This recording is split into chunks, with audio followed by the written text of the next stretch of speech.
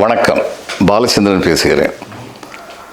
கண்ணதாசனுடைய கவிதை தரத்தை சொல்லும் பொழுது பொதுவாக அவருடைய திரைப்பட பாடல்கள் கவிதை இதோட மிளிரும், கவிதை மெருகோட கவிதை அழகோடு மிளிரும் அப்படிங்கிறதுக்கு உயர்ந்த தத்துவங்களையும் ரொம்ப அழகாக சொல்லிடுவார். அப்படிங்கிறது பல உதாரணங்கள் இருக்குது.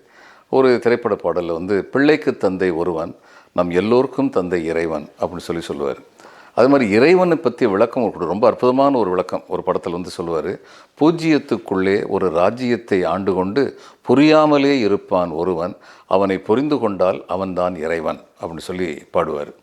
இது மாதிரி நல்ல கருத்துக்களை கூறும் வலிமை வாய்ந்த கண்ணதாசன் 1000ல் ஒருவன் ஒரு படத்தில் அடிமைகள் எல்லாருமே சேர்ந்து தங்களுடைய தாய்நாட்டை மீட்கிறதுக்காக போகிறாங்க. எம்ஜிஆருடைய தலைமையில் போகிறாங்க.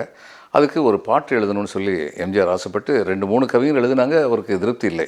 அந்நேரம் இவங்க 2 பேருக்கும் டேர்ம் சரியில்லை, கண்ணதாசனுக்கு எம்ஜிஆருக்கும். ஆனால் எம்ஜிஆர் சொன்னார், இது கண்ணதாசன் தான் எழுதணும் அப்படின்னு.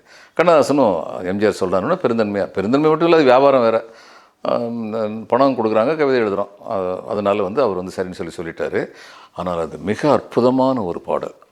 ஒரு அடிமைகளுடைய ஏக்கத்தை அவ்வளவு அழகாக காமிக்கிற பாடல். அதோ அந்த பறவை போல வாழ வேண்டும், இதோ இந்த அலைகள் போல ஆட வேண்டும், ஒரே வானிலே ஒரே மண்ணிலே அப்படின்னு சொல்லி அவங்க பாடுவாங்க. ஒரே கீதம், உரிமை கீதம் பாட வேண்டும். அடுத்து சொல்லுவார், காற்று நம்மை அடிமை என்று விலகவில்லையே, கடல் நீரும் அடிமை என்று சுடுவதில்லையே, காலம் நம்மை விட்டு விட்டு நடப்பதில்லையே, காதல் பாசம் தாய்மை நம்மை மறப்பதில்லையே, எந்த காரணத்தை வச்சு நீங்கள் நாங்கள் மற்றவங்ககிட்ட வேறுபட்டு அடிமைகளாக இருக்குன்னு சொல்கிறீங்க, அவங்களுக்கு இருக்கிற உணர்ச்சிகள் எங்களுக்கு இல்லையா? இந்த வரிகள் சாதாரண வரிகள் இல்லை. எந்த ஒரு சமுதாயத்திலும் அடிமைப்பட்டு கிடப்பவர்களை உசுப்பி இழுக்கக்கூடிய வல்லமை வாய்ந்த கவிதை வரிகள். தோன்றும் போது தாயில்லாமல் தோன்றவில்லையே, சொல்லில்லாமல் மொழியில்லாமல் பேசவில்லையே, வாழும்போது வகை இல்லாமல் வாழவில்லையே, போகும் பாதை தெரியாமல் போகவில்லையே, உங்களை மாதிரி தானே நாங்களும், எங்களை மட்டும் ஏன் இது மாதிரி மாறுபடுத்தி பார்க்குறீங்க? இதெல்லாம் அந்த அடிமைகள் தங்களை பற்றி பாடினது. அடுத்து கடைசி 4 வரிகள், அதில் கண்ணதாசனுடைய சிறப்பு புலப்படும்.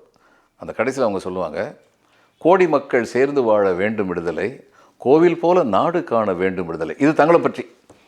கோடி மக்கள் சேர்ந்து வாழ வேண்டும் விடுதலை எங்களுடைய நாட்டில், கோயில் போல நாடு காண வேண்டும் விடுதலை இது எங்களுடைய நாட்டில். ஆனால் கடைசி 2 வரி என்ன? அச்சமின்றி ஆடிப்பாட வேண்டும் விடுதலை, அடிமை வாழும் பூமி எங்கும் வேண்டும் விடுதலை.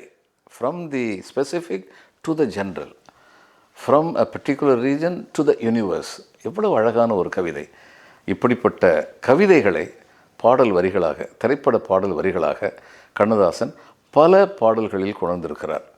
அதனால் குணம் நாடி குற்றமும் நாடி அவற்றுள் மிகை நாடி மிக்க குழல்னு வச்சு பார்த்தா கண்ணதாசன் மிகச்சிறந்த கவிஞர், அற்புதமான கருத்துக்களை அள்ளி அள்ளி கொடுத்த கவிஞர் அப்படிங்கிறது சந்தேகம் இல்லாமல் புலப்படும் என்று கூறி, இந்த நாள் இனிய நாளாக அமையட்டும் என்று கூறி இன்று முடிப்போம். இன்னும் தொடர்வோம்.